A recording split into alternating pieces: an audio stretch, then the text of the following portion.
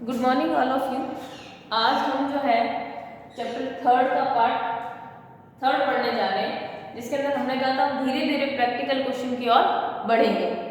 ठीक है, अब देखिए हम इस क्वेश्चन को मैं प्रैक्टिकली आपको समझाऊंगी। मैंने लिख लिया ताकि ज़्यादा लंबा वीडियो ना बने, इसलिए मैंने उसको पहले से लिख लिया है, लेकिन आपको पूरा डीपली समझाया जाएगा।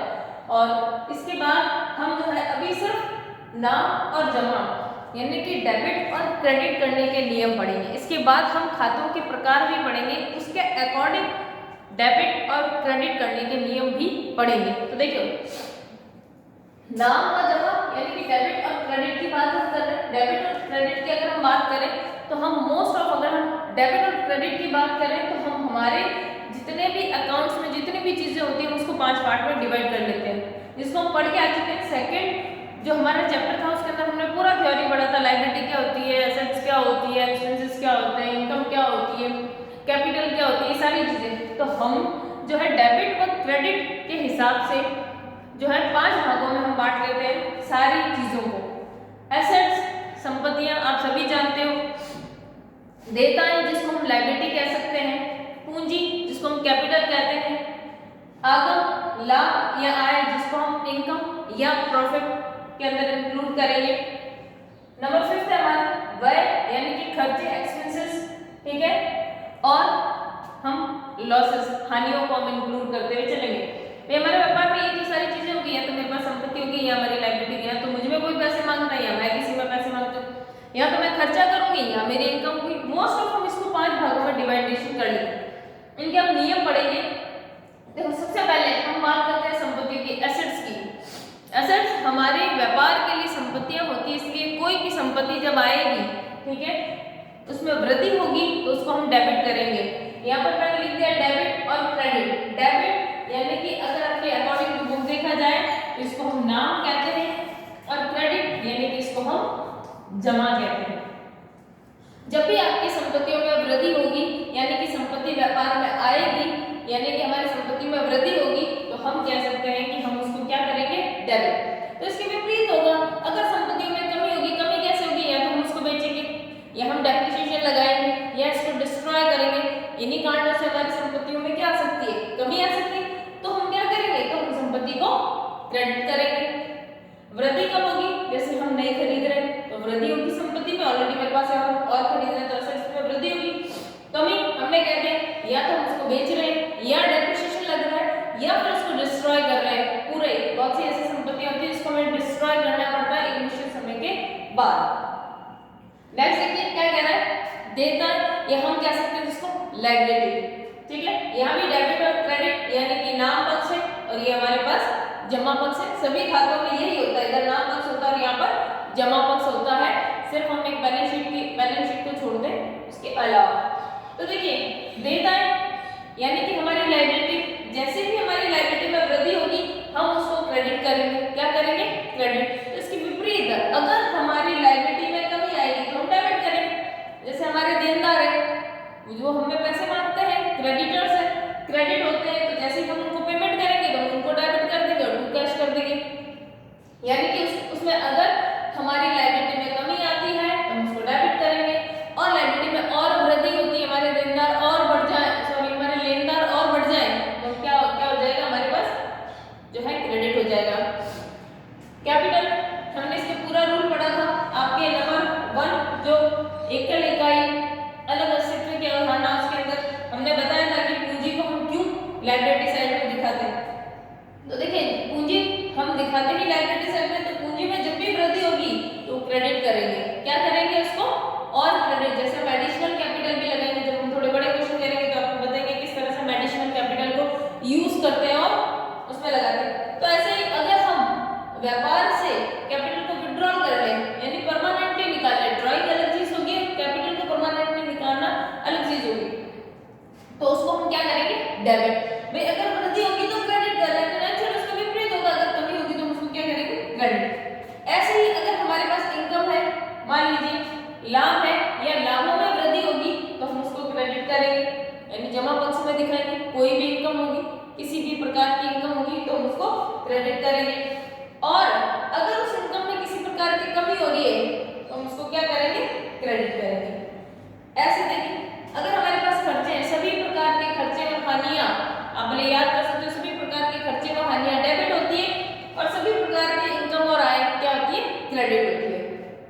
तो देखिए खर्चे हमने कहा डेबिट होते हैं, इसका मतलब इसमें वृद्धि होगी तो हम उसको डेबिट करेंगे, तो कमी आएगी तो हम उसको क्या करेंगे, क्रेडिट करेंगे। ये हमारे पास 5 रूल कह सकते हैं हमने खातों के प्रकार नहीं पढ़ेंगे, ये सिर्फ डेबिट और क्रेडिट करने के रूल है, वो भी हमने उसको 5 भागों में डिवाइड कर लिया है, एसेट्स, लायबिलिटी, कैपिटल, इनकम और एक्सपेंडिचर। जब भी हमारे पास संपत्तियों में वृद्धि होगी, क्योंकि संपत्तियां डेबिट होती है इसलिए हम इसको और डेबिट करेंगे, और कमी होगी तो क्रेडिट। फर्स्ट हम डिवीजन कर लेते हैं इसको। लायबिलिटी ऑलवेज हमारी जो है क्रेडिट होती है, तो इसलिए इसमें वृद्धि होगी तो उसको और क्रेडिट करेंगे, और कमी होगी तो उसको डेबिट करेंगे। कैपिटल ऑलवेज हमारी लायबिलिटी होती है, इसलिए वो क्रेडिट भी होती है, इसलिए क्रेडिट, जैसे ही इसमें वृद्धि होगी तो उसको क्रेडिट करेंगे, और कमी होगी तो डेबिट करेंगे। जो हमारे पास इनकम आय है वो ऑलवेज, मैंने कहा याद कर लीजिए, क्रेडिट होती है, तो इसमें वृद्धि होगी तो हम क्रेडिट करेंगे, और कमी होगी तो जो है डेबिट करेंगे। इनकम खर्चे और हानियां सभी डेबिट होती है, इसलिए इनमें वृद्धि होगी तो डेबिट करेंगे, और कमी होगी तो क्रेडिट करेंगे। देखिए ये मैंने आपको थोड़ा सा समझाया बेसिक, इससे आपकी बुक में इस जो है इनसे पहले, इस नियम से पहले ये क्वेश्चन दिया हुआ है इक्वेशन, मैं आपको ये पूरा समझा रही हूँ क्योंकि ये समीकरण बेस्ड आपका क्वेश्चन है, और इस समीकरण पे आपसे सवाल पूछे जाते हैं, 100% आपके सवाल आते ही आते हैं। ठीक है, हमने समीकरण हमने कल उसको डिस्कस किया था इससे पहले वाले वीडियो में कि A = C + L, यानी कि एसेट्स बराबर हमने पढ़ा था कैपिटल प्लस लायबिलिटी, यानी कि देयताओं के बारे में। आइए एक जो आपका प्रैक्टिकल उदाहरण देख रहा है, मैंने ऊपर पेज नंबर भी लिख दिया, पेज नंबर 54 में। देखो ये उदाहरण शुरू हो रहा है, पीछे जो हमने एक उदाहरण पढ़ा था नॉर्मली जो 5 लाख का था, उसी को टू बी कंटिन्यू किया है, इसमें उसी ने टू बी कंटिन्यू किया है। मैं आपका ये उदाहरण पढ़ते हुए चलती हूँ, इसी तरह से मैं आपको कराते हुए, जैसे इसमें जो पीछे उदाहरण देखा है उसमें देखा है कि रोहित 5 लाख रुपए लगा करके जो है व्यापार प्रारंभ करता है। तो देखिए समीकरण में 5 लाख रुपए उसने लगाए, यानी कि उसके पास कैश कितने पड़े। अब वो 5 लाख रुपए से उसने अभी तक क्या खरीदा ये नहीं बताया, हमें सबसे पहले उसने ये बताया कि 5 लाख रुपए लगा करके व्यापार प्रारंभ करेगा, और हमने पढ़ा था जिन पैसों से या जिन संपत्तियों से किसी से भी जिससे व्यापार शुरू किया जाएगा वो हमारी हमेशा कैपिटल कहलाती है। क्या कहलाती है? कैपिटल। और देखिए हमने 5 लाख रुपए लगा दिया, यानी कि कैश मेरी जेब में, अगर मैं लिख लूं कि मैं 5 लाख रुपए की खरीदारी करने जा रही हूं तो मेरी जेब में तो है ना 5 लाख रुपए। तो देखिए यानी कि कैश कितना, 5 लाख, क्योंकि हम इससे व्यापार प्रारंभ करने जा रहे हैं, इसका मतलब कैपिटल भी कितनी है, 5 लाख रुपए है। ठीक है, फिर देखिए अब आइए आपके पेज नंबर 54 पे पहला ट्रांजैक्शन कह रहा है स्टेट बैंक ऑफ इंडिया में 4,80,000 रुपए से खाता खोला गया। तो देखिए स्टेट बैंक ऑफ इंडिया यानी कि जो मेरे पास लगा, देखो आप पैसे बैंक में कब जमा कराते जो आपके पास कैश होता है। मान लीजिए आपके घर में आपको पापा ने 20,000 रुपए दिए और उसमें से कहा आपको 10,000 रुपए बैंक में जमा करा दे, तो देखो आपके कैश से तो कम हो गए, भले ही आपके अकाउंट में जमा हो रहे हैं लेकिन आपके कैश से कम हो गए। तो कह रहा हमने 4,80,000 रुपए बैंक में जमा करा दिए, तो देखो 5 लाख रुपए मेरे पास कैश है, उसमें से हमने कितने जमा करा दिए बैंक में, 4,80,000 रुपए, लेकिन है तो मेरे बैंक में ना जमा, तो हमारे पास बैंक वाले कॉलम में बैंक लिखेंगे और बैंक वाले कॉलम में कितने रुपए आ गए, 4,80,000। इफेक्ट क्या पड़ा, इफेक्ट ये पड़ा, आपसे पूछा जाएगा इस ट्रांजैक्शन से क्या इफेक्ट पड़ा। इस ट्रांजैक्शन से ये इफेक्ट पड़ा कि कैश से हमारे पास 4,80,000 रुपए कम हो गए, लेकिन हमारे बैंक में 4,80,000 रुपए जमा हो गए। इफेक्ट ये पड़ा, देखो इक्वल हो गए वापस, यहाँ से 4,80,000 रुपए कैश से कम हुए लेकिन बैंक में आ गए, मामला बराबर। ये देखो जो है 4,80,000 प्लस 20,000 पूरे 5 लाख, और इधर भी सेम इफेक्ट, यानी कि लायबिलिटी साइड में या कैपिटल साइड में हमारा कोई इफेक्ट नहीं पड़ा, यहीं पे हुआ, यहाँ से 20,000 कम, 4,80,000 कम हुए और बैंक में 4,80,000 रुपए आ गए। ये हमारा पहला ट्रांजैक्शन पहला कंप्लीट। ठीक है, इफेक्ट मैंने आपको बता दिया, कैश से कम हुआ और बैंक में ऐड हुआ। दूसरा ट्रांजैक्शन देखिए, क्या व्यवसाय के लिए 60,000 रुपए मूल्य का फर्नीचर खरीदा व भुगतान चेक से जारी किया। अब देखो चेक से जारी किया, इसका मतलब इसका पेमेंट कहां से होगा, बैंक ही करेगी, तो इसका मतलब जो मैंने किसी को चेक दिया तो मेरा पैसा कहां से कम होगा, हमारे बैंक अकाउंट से कम हुआ। तो देखो हमारे पास बैंक में रुपए कितने थे, 4,80,000 रुपए थे, उसमें से हमने 60,000 का चेक दे दिया, तो मेरे पास कितने रुपए बच गए, 4,20,000 रुपए। और क्या हुआ, क्योंकि हमने उसको फर्नीचर खरीदा तो हमारी एसेट्स में वृद्धि हुई, फर्नीचर आया ना मेरे पास, मेरी एसेट्स बढ़ी कि नहीं बढ़ी। तो ये देखो हमने लिखा फर्नीचर 60,000 से। अगर आपसे पूछा जाए इसका क्या इफेक्ट हुआ, इसका इफेक्ट ये हुआ बैंक से 60,000 रुपए कम हुए और हमारे पास एसेट साइड में 60,000 रुपए की क्या हुई है, वृद्धि हुई है। देखो cash this are as it is, bank में हमारे पास 20,000 रुपए हो गए और फर्नीचर में हमारे क्या हो गई, वृद्धि। इस साइड में कोई इफेक्ट नहीं पड़ा, एज इट इज 5 लाख रुपए आपके अभी तक चल रहे हैं।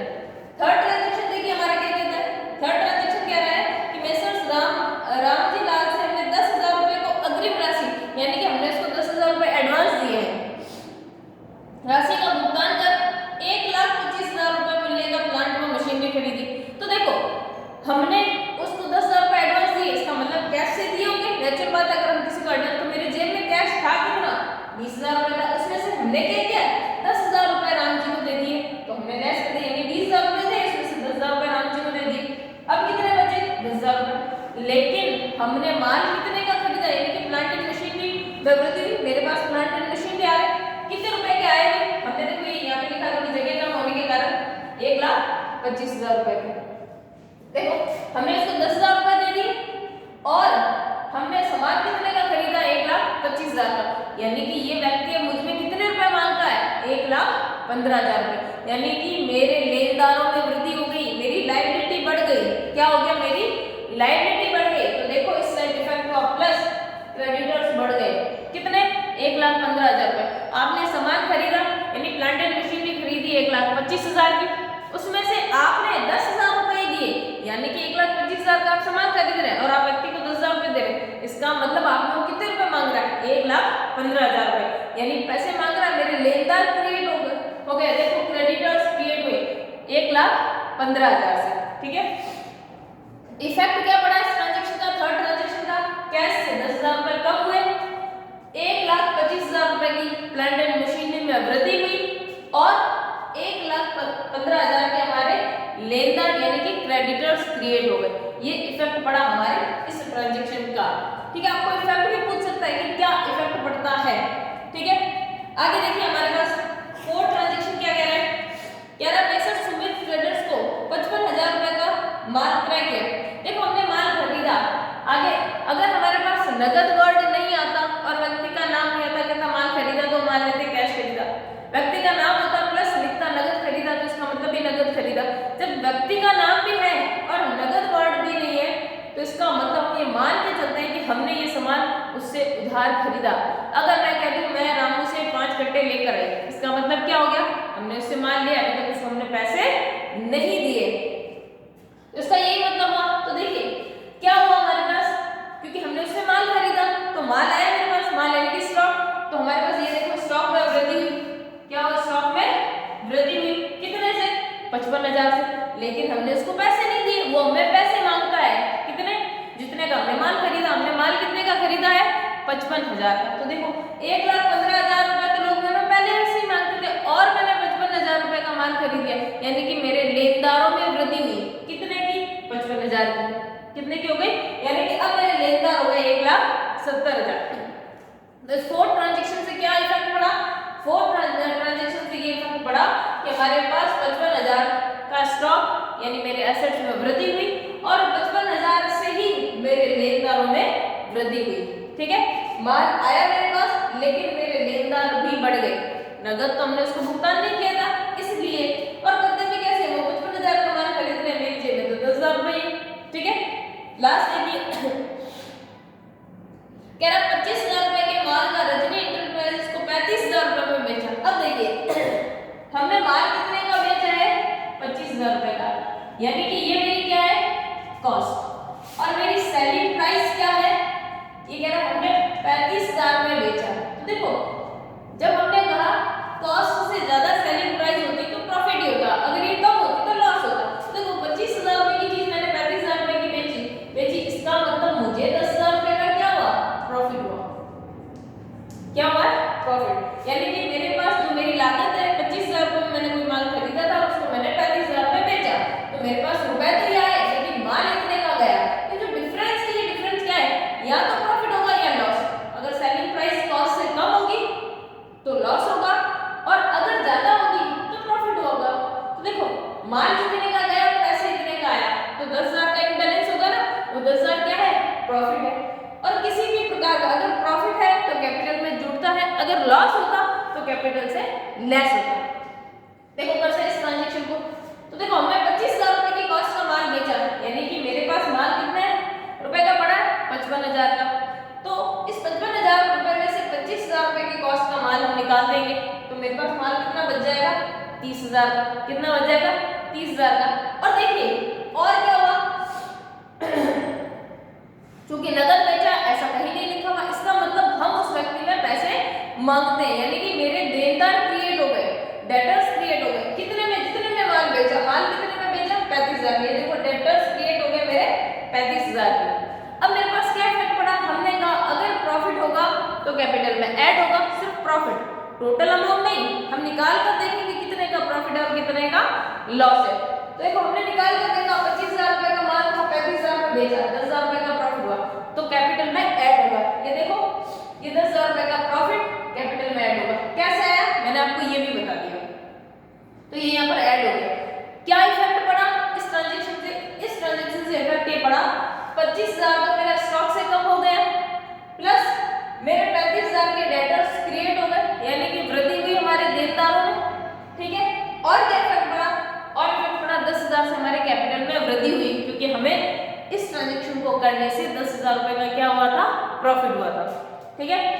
अब आप अपनी बुक में भले देख सकते हैं बैलेंस शीट बनी होगी, उसके अंदर लिखा है, अगर आपसे पूछे इस ट्रांजेक्शन का निष्कर्ष क्या है तो आप बता सकते हो कैश 10,000 रुपए है, बैंक 4,20,000 रुपए है, फर्नीचर 60,000 रुपए है, प्लांट एंड मशीनरी 1,25,000 की है, स्टॉक मेरे पास 30,000 रुपए है, डेटर्स मेरे पास 35,000 के हैं। यह मेरा एसेट साइड है, यानी संपत्ति साइड।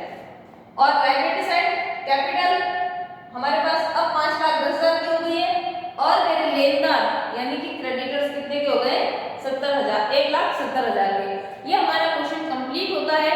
आप लोग इसको करने की कोशिश करना, इस तरह के पीछे और क्वेश्चन एक दो उसको और करने की कोशिश करना, 100% होंगे। और अगर कोई प्रॉब्लम है तो आप मैसेज कर सकते हो। Thank you.